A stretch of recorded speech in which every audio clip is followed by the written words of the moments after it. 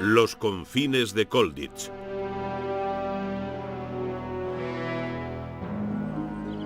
A comienzos de 1942, Adolf Hitler era el amo de la Europa occidental y de grandes áreas de la Unión Soviética.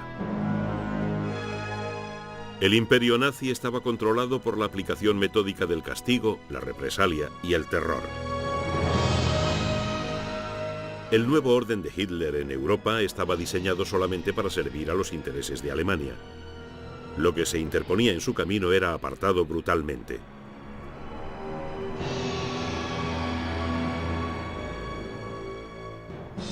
Los pueblos de la Europa ocupada eran tan prisioneros de Hitler como los cientos de miles de soldados aliados que se consumían en los campos de concentración. Uno de esos campos se ganó una reputación legendaria. Fue la fortaleza prohibida del castillo de Colditz. Alojaba dos tipos de prisioneros, los que tenían importantes relaciones políticas y aquellos que tenían un historial de fugas de otros campos. Los carceleros alemanes consideraban Colditz a prueba de fugas. Los que intentaban fugarse querían demostrarles que se equivocaban.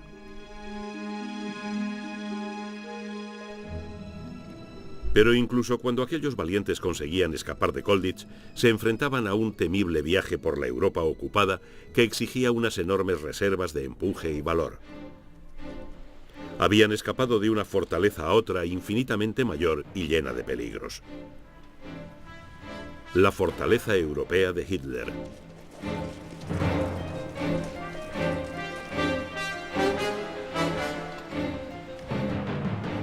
Solo los más valientes y más afortunados podían llegar a ver los blancos acantilados de Dover al término de su fuga de Colditz.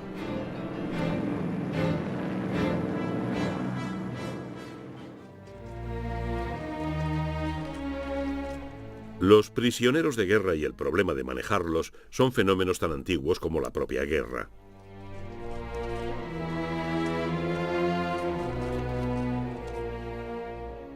Hace unos 2000 años, los relieves de la columna trajana narran los triunfos de las legiones romanas y la humillación de sus enemigos. La muerte o las galeras esperaban a los hombres capturados en el campo de batalla.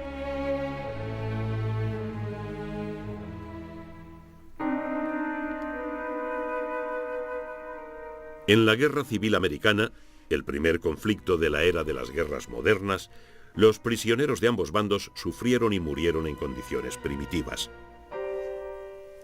Durante la Primera Guerra Mundial, el trato a los prisioneros estaba regulado por un tratado internacional firmado en La Haya en 1899, en virtud del cual los prisioneros debían recibir un trato humanitario y no estaban obligados a dar más información militar que su nombre, rango y número.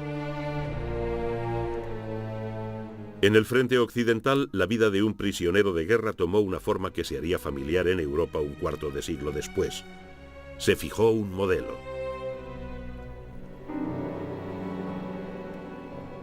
El primer paso era la marcha desde el frente a la retaguardia.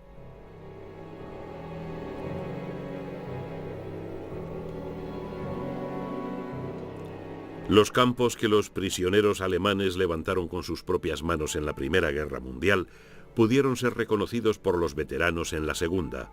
Barracones de un solo piso, rodeados por vallas de alambre espinoso.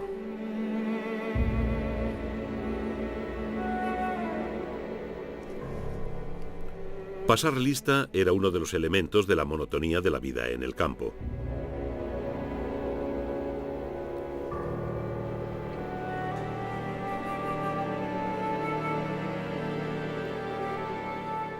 Para los hombres, la única forma de matar el aburrimiento eran los trabajos físicos.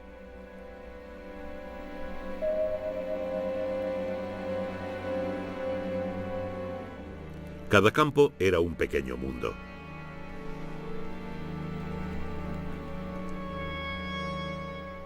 Las salidas para trabajar permitían echar un vistazo ocasional al mundo que había tras las alambradas. En la Segunda Guerra Mundial, los masivos hacinamientos de hombres capturados en la batalla presentaban un agudo problema, y más aún en el frente oriental, donde millones de soldados del Ejército Rojo cayeron en manos alemanas en el primer año de lucha. Era un problema que los alemanes prefirieron ignorar. Consideraban a los rusos seres infrahumanos y los trataban como a tales. A los prisioneros que no murieron en las marchas forzadas camino de Alemania les hicieron trabajar hasta la muerte cuando llegaron allí. En el invierno de 1942, la bota estaba en otro pie. En Stalingrado, los rusos rodearon a un ejército alemán entero. Los supervivientes alemanes de la batalla de Stalingrado se rindieron a comienzos de febrero de 1943.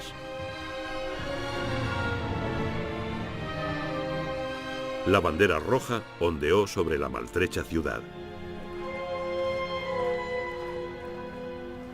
De los 100.000 soldados alemanes hechos cautivos por los rusos, apenas 5.000 sobrevivieron a la guerra.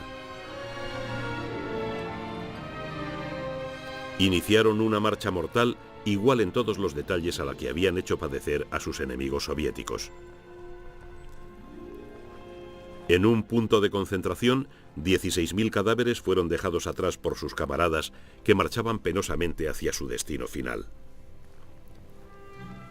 A los que estaban demasiado débiles para seguir la marcha, sus guardianes los mataban al borde del camino. Los que sobrevivieron fueron víctimas del tifus, del cólera y de la disentería.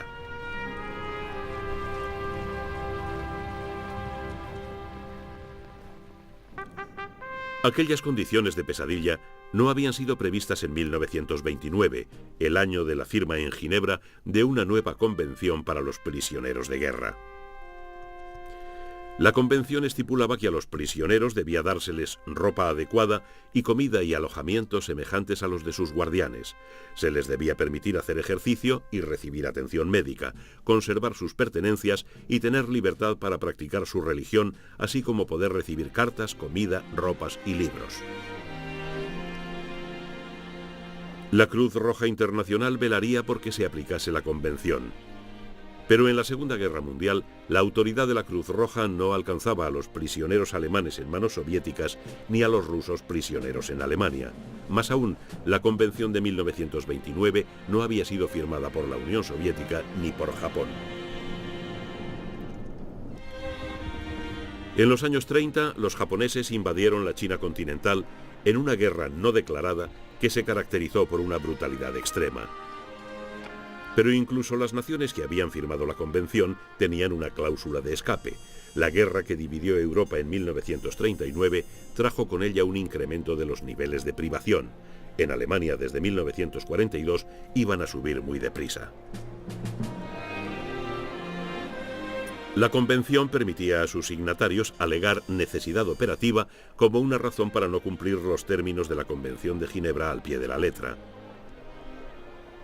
Si los civiles alemanes padecían hambre y frío, también lo harían los hombres encerrados en los campos de prisioneros de guerra. No así los alemanes e italianos que cayeron en manos de los aliados en 1943, al final de la campaña de África del Norte. Esos hombres disfrutaron de las confortables condiciones de los campos en Estados Unidos. Casi 200.000 prisioneros alemanes e italianos llegaron a sus destinos finales en trenes atestados, alimentados con café y bocadillos. En Estados Unidos no hubo marchas forzadas mortales. En 1942, 50 prisioneros de guerra fueron muertos a tiros por sus guardianes cuando se amotinaron en un campo de Nueva Zelanda. Pero en general los prisioneros eran tratados con humanidad en Nueva Zelanda y Australia. Por el contrario, el trato de los japoneses a sus prisioneros era extremadamente brutal. Para un japonés, la rendición era un acto vergonzoso, era preferible la muerte al cautiverio. Las tropas aliadas que se rindieron a los japoneses tuvieron que soportar unas condiciones terribles.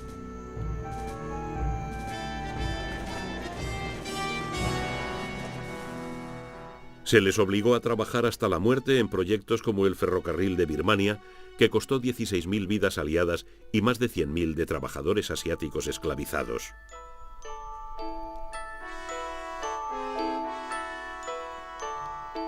De los 50.000 soldados británicos capturados por los japoneses, una cuarta parte murió en el cautiverio. Los supervivientes parecían esqueletos.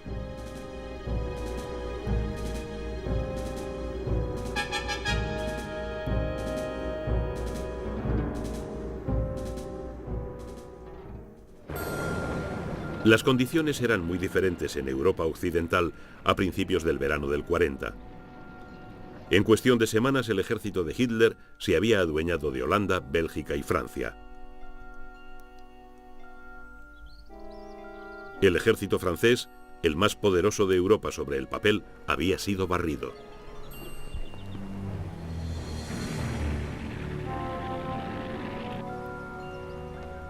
La derrota era una píldora muy amarga. Grandes cantidades de militares franceses y millares de sus aliados británicos eran ahora prisioneros de guerra.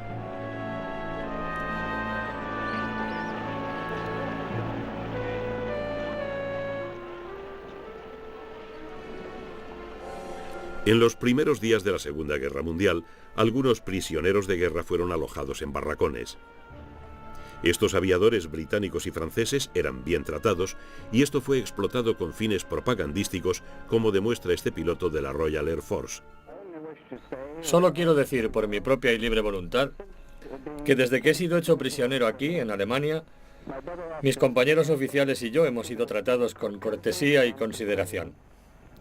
Hemos tenido buen alojamiento, comida adecuada y ninguna queja.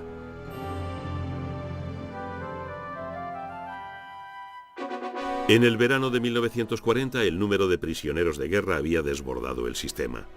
Los alemanes construyeron numerosos campos para alojar a sus prisioneros. Normalmente consistían en barracones de un piso, rodeados por vallas de alambre espinoso.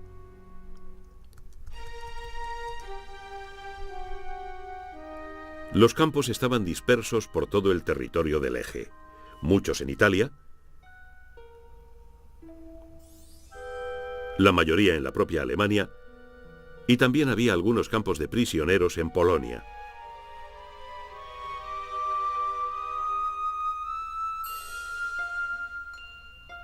La vida en estos campos era muy rutinaria. Estas fotos, tomadas en secreto por un prisionero británico, nos ofrecen vívidamente el ambiente de los campamentos. Las altas torres de vigilancia alrededor del recinto.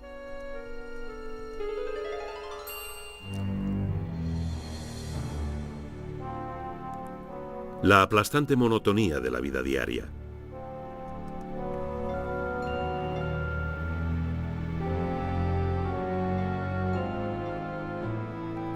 Condiciones muy primitivas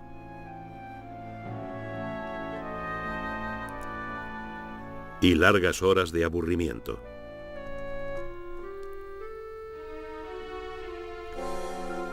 Los paquetes de la Cruz Roja paliaban hasta cierto punto las deficiencias de la alimentación de la Alemania en guerra.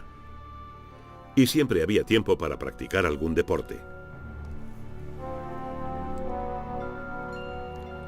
Estos prisioneros se las arreglaron para hacerse con una red de cricket.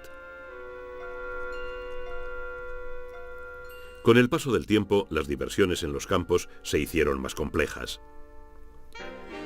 Funciones de variedades,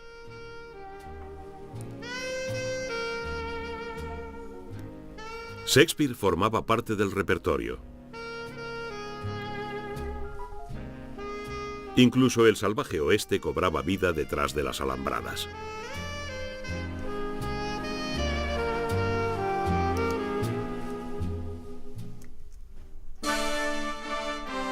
Los reclusos de los campos usaban un ingenioso despliegue de receptores inalámbricos caseros para mantenerse al día sobre los últimos acontecimientos de la guerra. En diciembre del 41, los japoneses atacaron la gran base naval de Estados Unidos en Pearl Harbor, llevando a América a la guerra.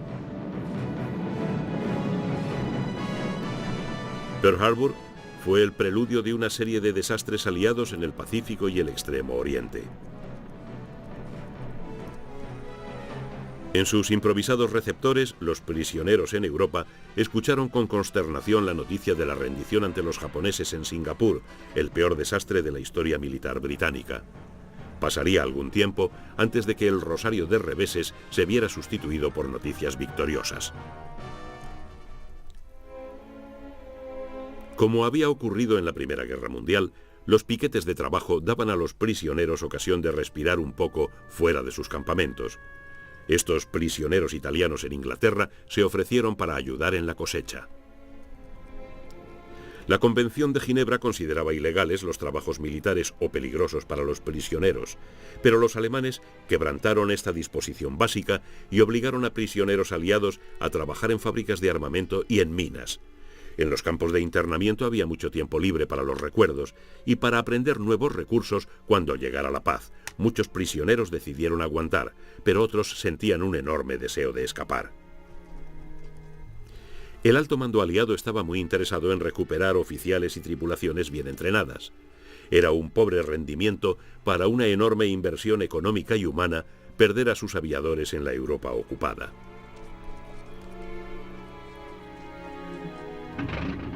Los alemanes lo sabían, y los campos en que se custodiaban aviadores y oficiales, llamados respectivamente Stalag Luft y Oflag, estaban mucho más vigilados que los campos Stalag, en los que se mantenía presos a otros militares. El Stalag Luft 3 estaba situado en Sagan, en Silesia, que hoy forma parte de Polonia.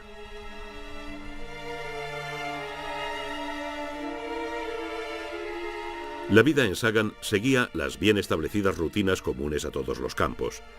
Los boxeadores se entrenaban a la sombra de las torres de vigilancia. Los reclusos de Sagan eran también hábiles regatistas de maquetas.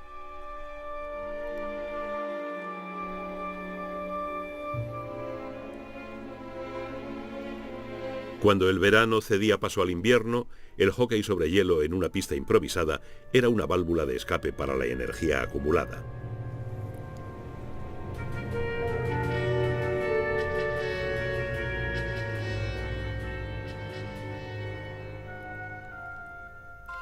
Pero en Sagan, mucha energía se canalizaba en la construcción de 3 túneles de escape llamados en clave Tom, Dick y Harry.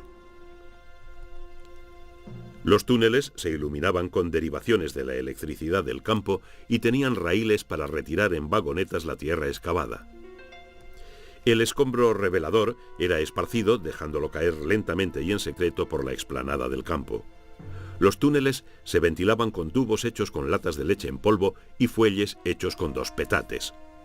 En marzo de 1944, 79 prisioneros pasaron por uno de los túneles, el Harry. Por orden directa de Hitler, 50 de los fugados de Sagan fueron fusilados al volver a ser capturados. La Convención de Ginebra autorizaba solo 30 días de reclusión incomunicada para castigar los intentos de fuga. Solo 3 de los fugados de Sagan consiguieron volver a Inglaterra. La fuga no era la única habilidad adquirida en Sagan y en otros campos. El soborno y el chantaje a los guardias del campo permitía un flujo constante de información, no solo sobre transporte y movimiento de tropas, sino del estado de la moral de los civiles alemanes. Enviados a casa en cartas en clave, estos informes fueron muy útiles para uno de los grandes logros de la inteligencia aliada durante la guerra, el desciframiento del código Enigma alemán por los criptógrafos aliados de Bletchley Park. Hasta el fin de la guerra, los alemanes creyeron que Enigma era indescifrable. Pero los mensajes interceptados ofrecieron a la inteligencia aliada una visión única de la maquinaria alemana de guerra. En los cobertizos de Bletchley, los criptógrafos podían formarse una imagen de la capacidad bélica y de las intenciones de los alemanes. Pero si esta fuente de información vacilaba, los informes de los prisioneros de guerra permitían que los aliados tuvieran una idea clara de lo que ocurría en la Alemania nazi. El desciframiento del código Enigma resultó ser el mayor secreto aliado de la guerra.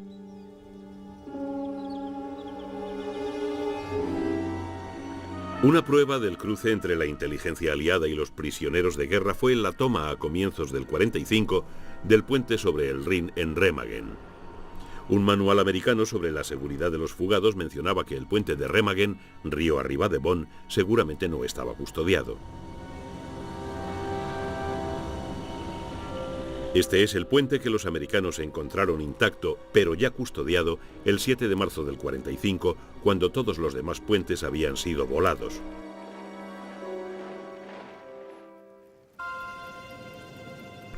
Para los fugados y para los comités de fuga, la posibilidad de sobrevivir algún tiempo en la fortaleza europea era desalentadora.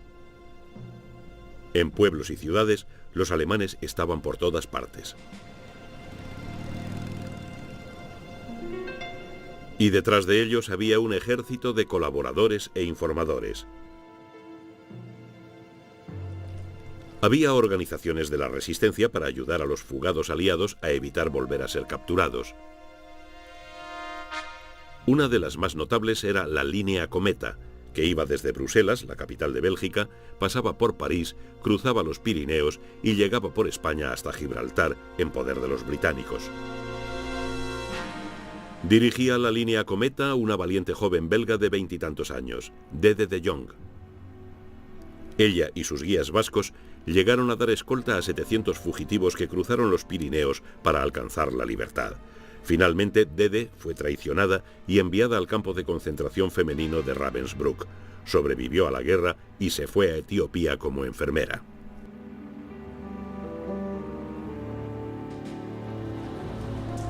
En Londres, los británicos habían creado una agencia secreta, el MI9, para ayudar a fugados y evadidos. El equivalente americano se llamaba MIS-X.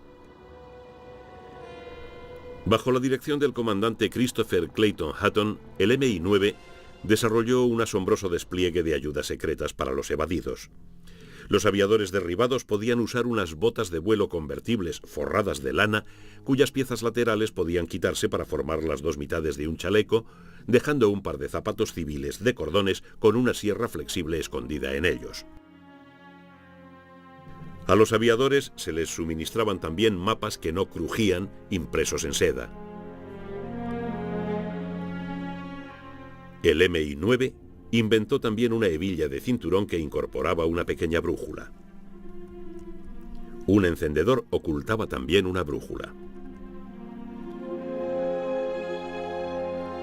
También se ocultaba una brújula dentro de un tapón de corcho.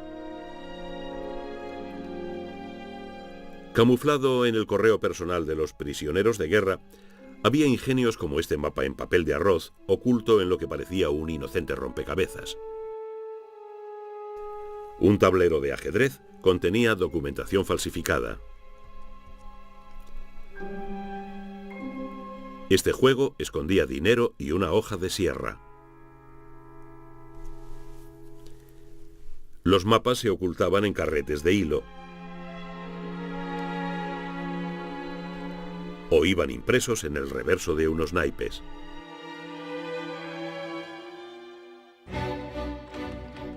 Los comandos destinados a incursiones en la Europa ocupada recibían también un cuidadoso entrenamiento en métodos de evasión, pero por razones de seguridad no se les daba el nombre ni la dirección de ninguno de los hombres y mujeres que vivían en la zona de la operación y que podrían ayudarles. La importancia de esta norma quedó de manifiesto en la preparación para la incursión aérea contra la estación alemana de radar de Bruneval, en Normandía, en febrero del 42. El MI9 dio a los planificadores de la operación una lista secreta con los nombres y direcciones de franceses de la zona que habían ayudado a los evadidos en 1940. Pero en una fisura de la seguridad, uno de los planificadores del cuartel general de operaciones combinadas le pasó el nombre y la dirección de una persona de la lista a un miembro clave de la operación Bruneval. Era el teniente coronel Picard, piloto del avión que encabezaba el lanzamiento de paracaidistas. Picard memorizó el nombre y la dirección y más tarde le habló de ellos a un colega del MI9 en la boda de este último. Era un ejemplo de lo fácilmente que puede quebrantarse la seguridad poniendo vidas en peligro. La dirección resultó no ser de utilidad para Picard, que fue abatido y muerto en febrero del 44 cuando encabezaba la operación Jericó, el bombardeo de la prisión de Amiens para liberar a los miembros de la resistencia encarcelados allí. Después de la incursión, más de 250 prisioneros pudieron escapar por los muros rotos.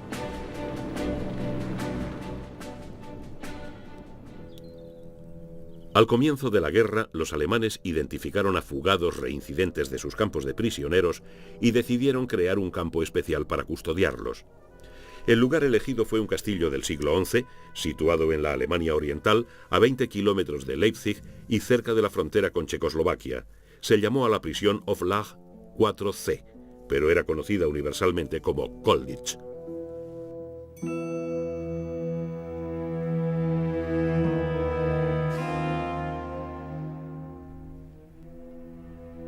Desde finales de 1939, en Kolditz se custodiaban oficiales polacos capturados. El castillo era un duro reto para quien pretendiera fugarse. Tenía un foso seco rodeado por una alta muralla, más allá de la cual había un salto de 10 metros sobre unos jardines en bancales que constituían por sí mismos otra muralla. El castillo se alzaba sobre un promontorio que dominaba el río Mulde. Parecía totalmente a prueba de fugas. A finales de 1940, Kolditz tenía 500 reclusos franceses, polacos, holandeses, belgas y británicos.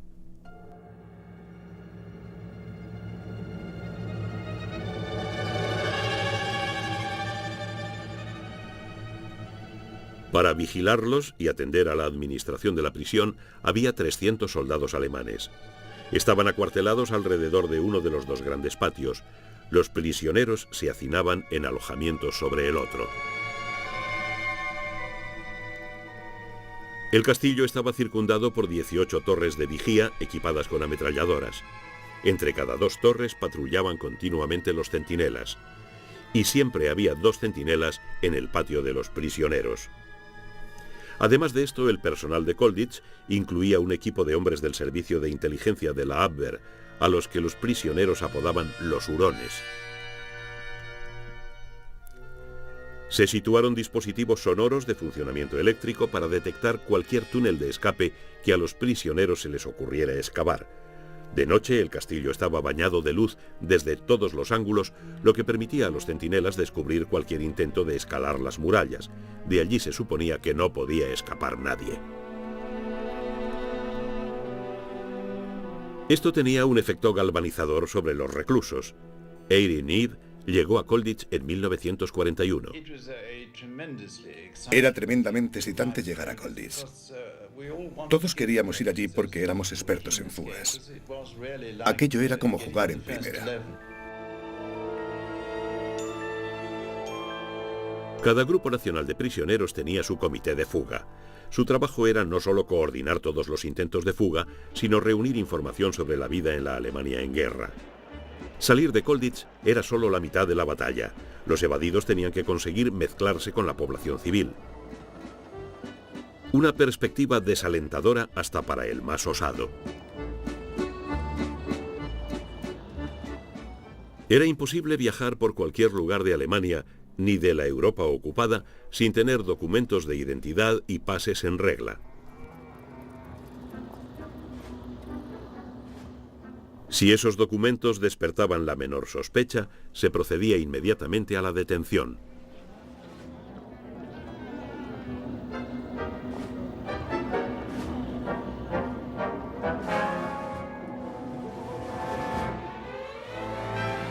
Para conseguir información sobre documentos de identidad y pases, los comités de fuga sobornaban a los guardias e interrogaban a los fugitivos recapturados. Los prisioneros falsificaban los documentos necesarios y llegaron a ser tan hábiles que sus resultados eran indistinguibles de los auténticos. En muchos de los campos de los que procedían los prisioneros de Kolditz, el túnel era el sistema principal de fuga. En Kolditz, en cambio, hacer un túnel resultaba inmensamente difícil, porque el túnel tendría que perforar los muros del castillo y la roca sobre la que estaba edificado. A pesar de eso, se excavó una serie de túneles con herramientas hechas con los catres de hierro. En 1943, los alemanes los sustituyeron por catres de madera. En Kolditz no se consiguió ninguna fuga a través de un túnel.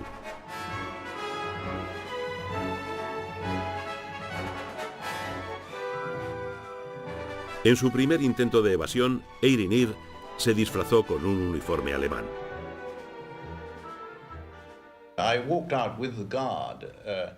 Salí con el guardián hasta la calzada de la entrada principal del castillo. Y pasé uno de los centinelas. Pero todo el mundo notó que mi uniforme era verde brillante. La razón es que soy un poco daltónico. Pero incluso en el desastre de su captura casi inmediata, el hábil Neve advirtió otra vía de escape de Kolditz. Los alemanes me llevaron por el puente levadizo y entonces vi un pequeño portillo que había en el foso. Eso significaba que se podía ir por ese camino y no por la puerta principal del castillo. Ese era el fallo en sus defensas que ellos no habían visto.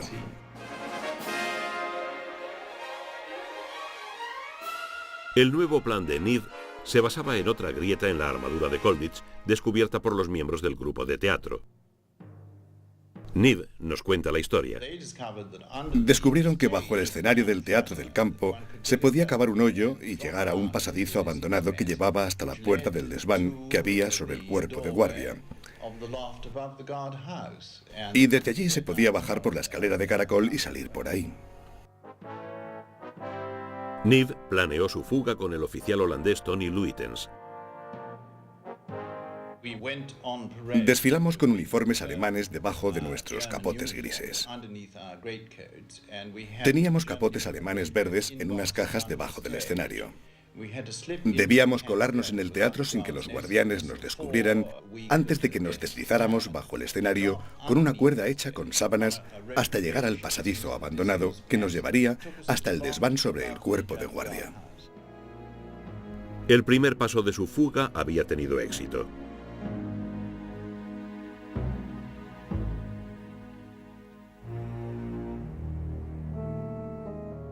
Niv y Luitens se encaminaron entonces hacia el portillo que Niv había descubierto en su primer intento de fuga. Hasta ahora todo iba bien.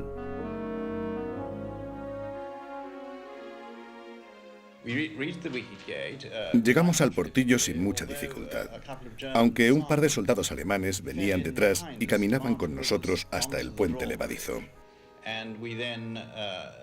Entonces abrimos el portillo y bajamos al foso, que en aquellos momentos estaba cubierto de nieve, y caminamos hacia el otro lado. Y entonces un soldado alemán vino hacia nosotros desde el otro lado. Era la única persona que nos dio el alto. Se plantó frente a nosotros y nos miró. Mi amigo Tony Luitens, el oficial holandés, que hablaba muy bien el alemán, no perdió la cabeza y dijo: ¿Por qué nos saludas? Lo dijo en alemán bien alto. El hombre saludó y se retiró, pero fue un momento muy peligroso. Después de deshacerse de sus uniformes, Niv y Luitens se disfrazaron de trabajadores extranjeros enviados a Alemania para hacer trabajos forzados. Una ventaja de este disfraz era que los fugados no tenían por qué hablar bien el alemán. Viajando en tren, Niv y Luitens llegaron hasta Ulm. Esperaban llegar al puerto polaco de Gdynia, pero sus papeles no les permitían viajar hasta las proximidades de la frontera polaca.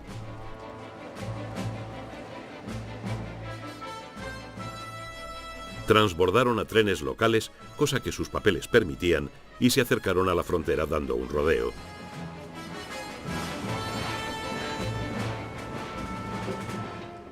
Luego continuaron a pie siguiendo la línea férrea hasta cruzar la frontera. Finalmente llegaron al puerto de Danzig, hoy Gdansk, y vieron en él unos cuantos barcos neutrales suecos. Niv seleccionó uno de ellos, eludió al único centinela que había en el muelle y se coló dentro. La tripulación aceptó ocultarlo. Al llegar a Suecia, Niv fue encerrado por la policía, pero finalmente pudo llegar a Estocolmo y entregarse en la embajada británica, donde permaneció 6 semanas antes de ser enviado en avión a Gran Bretaña, donde se incorporó al MI9. Como Niv y Luitens habían demostrado, el uso eficaz de los disfraces era uno de los mejores billetes de salida de Colditch. En Navidad, los prisioneros de Colditch pensaban en el hogar y en lo bueno que sería estar allí. 6 prisioneros protagonizaron una fuga muy ingeniosa, haciéndose pasar por un piquete de faena alemán. Fueron a la oficina del brigada y se metieron en un almacén que había detrás de ella. Cargados con cajas, salieron del almacén, burlaron a los centinelas de una de las puertas laterales y se escaparon. 4 de los evadidos fueron pronto cazados por los alemanes, pero los otros 2, un británico y un holandés, huyeron rápidamente hacia el sur. Atravesando los bosques en el último tramo de su viaje, llegaron a la Suiza neutral y a la libertad. Otro intrépido intento de fuga de Colditch fue el que planeó el teniente Michael Sinclair, apodado el Zorro Rojo por sus camaradas. Sinclair observó detenidamente una parte tranquila del perímetro de Colditch. Su compañero de fuga Jack Best recuerda: observaba una esquina él mismo y el otro lado un amigo suyo. Cada noche durante 9 meses, casi una hora, en el momento del cambio de guardia diurna a la nocturna, cuando se iluminaba todo el perímetro del campo. De vez en cuando descubría un fallo y finalmente ese fallo se hizo bastante regular. Había momentos en que podías ser visto. Había que estar muy bien sincronizado con la música. A veces había gente en el piso de arriba tocando música. Cuando sonaba la música no podías moverte, pero cuando la música paraba tenías que moverte muy deprisa. Lo primero había que encargarse de los barrotes de la celda. 2 barrotes rotos y lanzar una cuerda de 20 metros. Al final de esa cuerda había un maletín y otra cuerda de 8 o 10 metros. Desgraciadamente, los 2 tiramos de ella y pegó en una balaustrada donde había una campana que usaban los guardianes cuando terminaba su servicio para que desde el cuerpo de guardia les abrieran la puerta. El sonido de la campana marcó el final de aquel intento de fuga.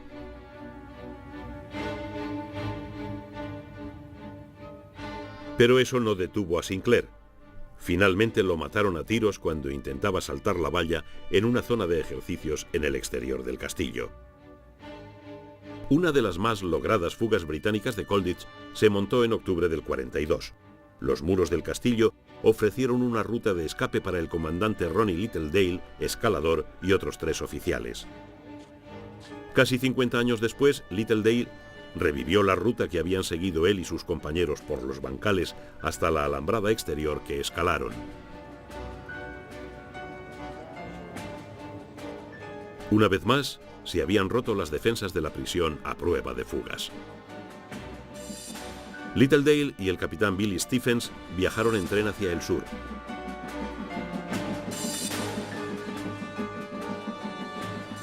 Pronto llegaron a los Alpes. Dejaron el ferrocarril y se dirigieron a pie hacia la frontera suiza, ocultándose durante el día. Al cabo de 5 días la cruzaron y se entregaron a la policía suiza.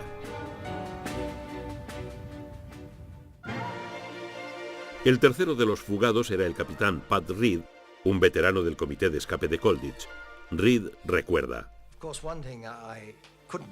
claro que no puedo olvidar que cuando crucé la frontera envié una postal desde la primera oficina de correos que encontré. Y creo que empleé palabras muy sencillas, del tipo de: me gustaría que estuvieras aquí disfrutando de la nieve de Suiza. Algo así. Pero el mensaje fue recibido.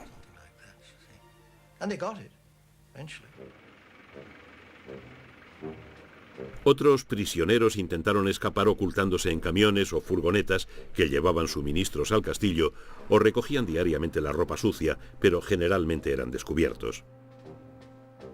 Sin embargo, un buen número de fugados pasaron bastante tiempo en libertad antes de ser capturados y enviados de nuevo a Colditch.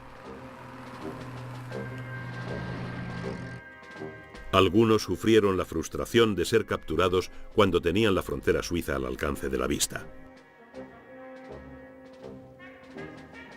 Muchos evadidos franceses, holandeses y belgas se dirigieron hacia sus propios países, aunque se encontrasen bajo la ocupación alemana. Pero en el verano del 43, estos contingentes fueron enviados a otros campos. Los británicos que quedaron seguían el curso de la guerra con una radio secreta oculta en uno de los desvanes del castillo. Los taquígrafos anotaban las noticias de la BBC y se las leían a sus compañeros. A principios del 43, los rusos habían cercado al 6º ejército alemán en la ciudad de Stalingrado. Después de la victoria de Stalingrado, el Ejército Rojo lanzó una nueva ofensiva que se vio paralizada en primavera por el barro que impedía moverse a ambos ejércitos. Hubo que esperar hasta el verano para que el fuego volviera a desatarse en el frente oriental.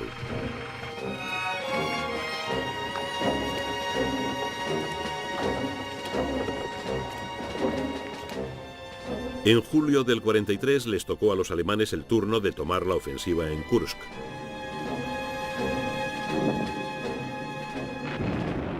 Toda la campaña del Frente Oriental dependía del resultado de esta titánica lucha de desgaste.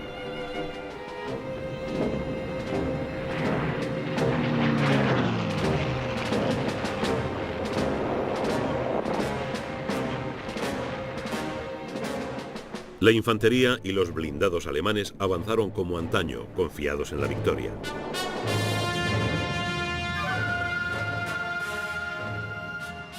Pero fueron frenados en seco. La iniciativa en Rusia había pasado al Ejército Rojo.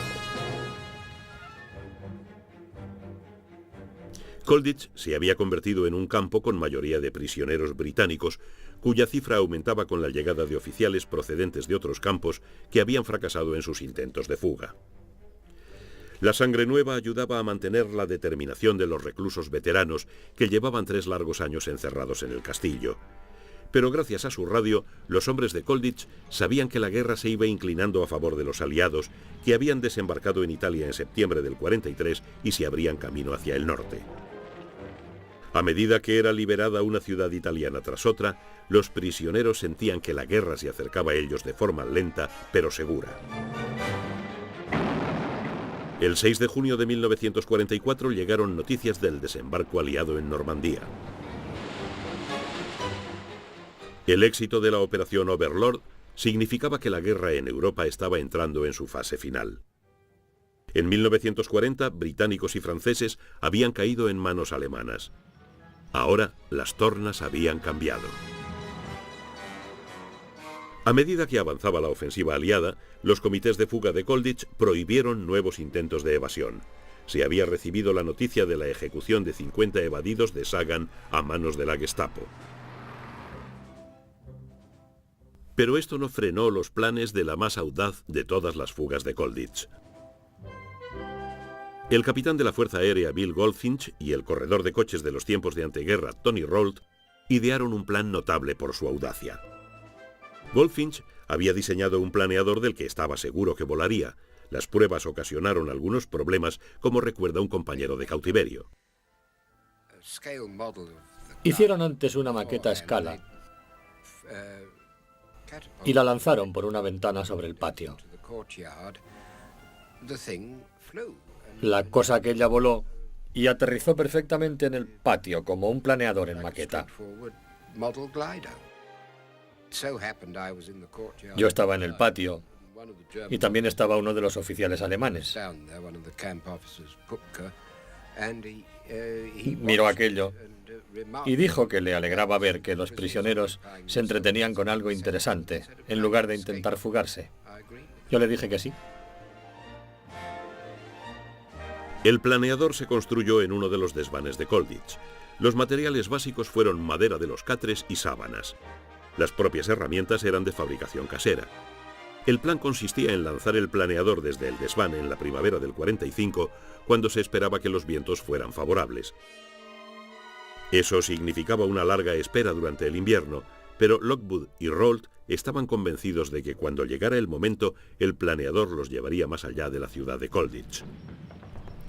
Sin embargo, en octubre del 44, con los aliados occidentales acercándose a la frontera alemana, Londres prohibió categóricamente ninguna fuga más de Colditz.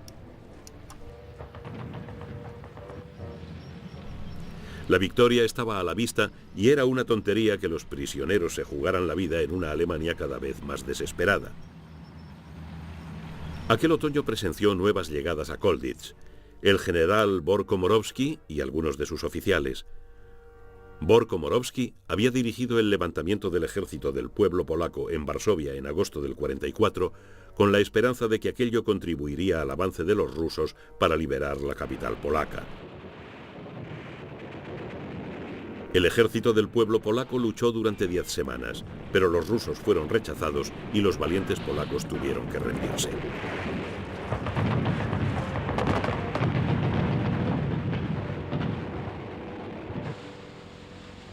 Tras un duro invierno, en marzo del 45 llegaron buenas noticias a Colditz. Los aliados occidentales habían cruzado el Rin, la última frontera natural de Alemania en el oeste. A partir de ese momento, el avance aliado fue rápido y la liberación de Colditz parecía inminente.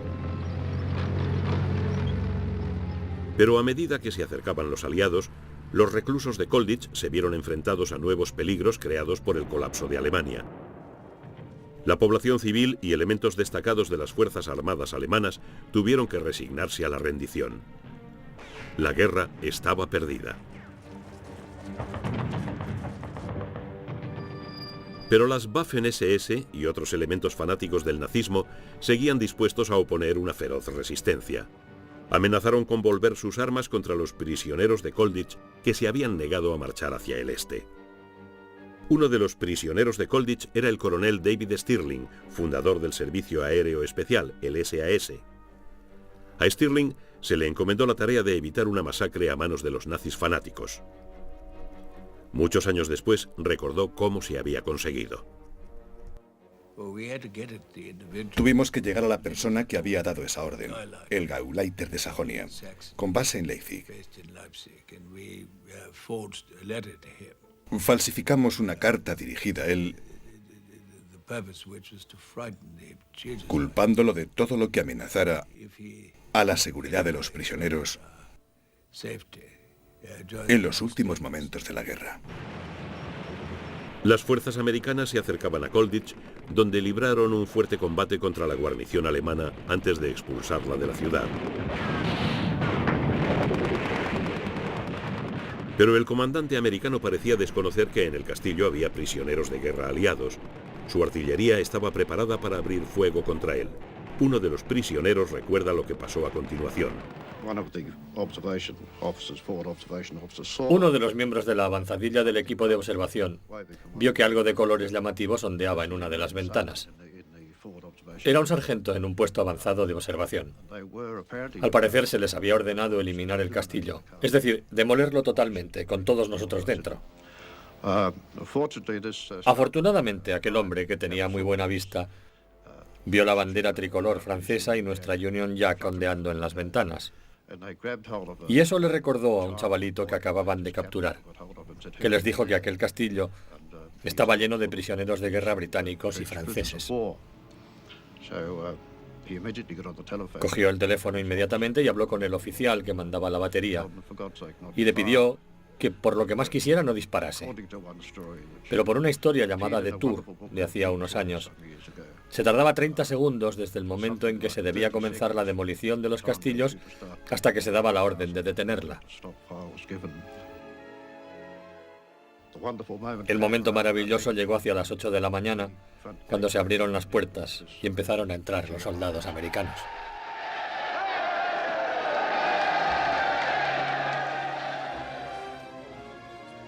Entonces, como tantos otros prisioneros de guerra, los hombres de Colditz pudieron volver a casa.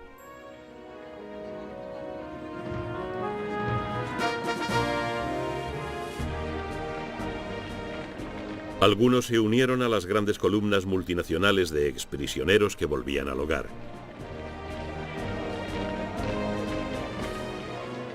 Se cruzaron con columnas de alemanes que marchaban al cautiverio. La rueda de la fortuna había completado su vuelta.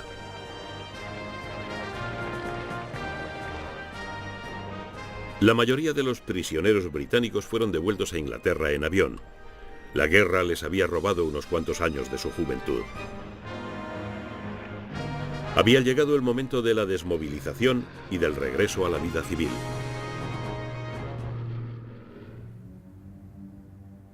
Para los que intentaron fugarse, Colditz había sido un constante desafío. Hasta 50 años después del fin de la guerra, no se permitió a los antiguos reclusos volver a Colditz. Durante la Guerra Fría, el castillo estuvo en poder de la Alemania Oriental comunista. Fue un momento muy emotivo. Hombres ya mayores recordaron los hechos de su juventud. De nuevo pudieron ver las pruebas de sus intentos de fuga.